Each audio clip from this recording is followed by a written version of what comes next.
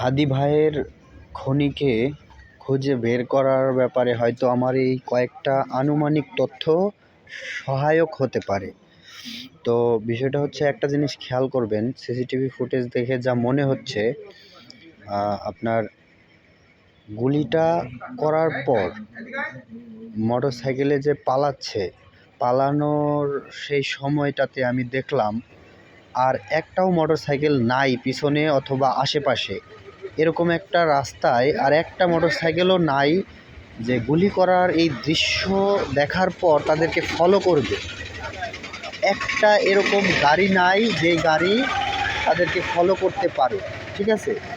এখন তারা হুট করে কিভাবে একদিনে এরকম পরিবেশ পেল? ধরেন আশেপাশে একটা গাড়ি নাই, মোটর সাইকেল নাই, এরকম কোনো দ্রুতগামী কোনো যানবাহন নাই যেটা সেই গাড়িটাকে, সেই মোটর সাইকেলটাকে ফলো করতে পারে।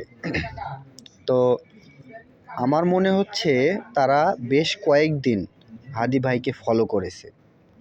তো উপযুক্ত পরিবেশ এর আগে পায়নি, আজকেই আশেপাশে এরকম একটা পরিবেশ পেয়েছে যে আশেপাশে দেখছে যে আর কোনো মোটর সাইকেল নাই, এরা এই কাজটা করার পর এদেরকে ফলো করবে, ধাওয়া করবে, এরকম কোনো দ্রুতগামী যানবাহন নাই। এরকম একটা পরিবেশ ঠিক যখনই পেয়েছে তখনই এই ঘটনাটা ঘটিয়েছে। তো এটা কিন্তু একদিনে হুট করে এরকম পরিবেশ পাওয়া সম্ভব না, আর এটা অবশ্যই বেশ কয়েকদিন আমার মনে হয় তারা চেষ্টা করেছিল। এটা একটু তদন্ত করে দেখা উচিত। শেষবার হাদি ভাই কোথায় কোথায় গিয়েছিল, কোন রাস্তা দিয়ে গিয়েছিল, সেই সিসিটিভি ফুটেজগুলো দেখলে খুনিদেরকে চেনা যেতে পারে, তাদের ফেস ভালোভাবে দেখা যেতে পারে। এর আগেও আমার মনে হয় ফলো করেছে। আচ্ছা, 2 নম্বর বিষয়টা হচ্ছে, গুলি করেছে চলন্ত গাড়ি থেকে এমনভাবে গুলি করেছে আর এমন জায়গায়, মাথার এমন জায়গায় গুলিটা লেগেছে, খেয়াল করে দেখবেন যে এটা কিন্তু একটা প্রফেশনাল খুনির কাজ। এটা যে কোনো একজন সাধারণ মানুষ এটা করতে পারে না, এটা একজন প্রফেশনাল খুনির কাজ।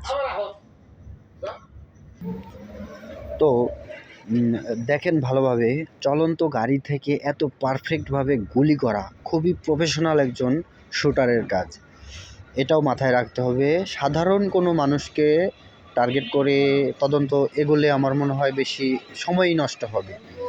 আর তো আমার পুরো সিসিটিভি ফুটেজ দেখে যা যা মনে হলো, আমার মন্তব্য আমি এই ভিডিওর মাধ্যমে জানালাম আপনাদেরকে।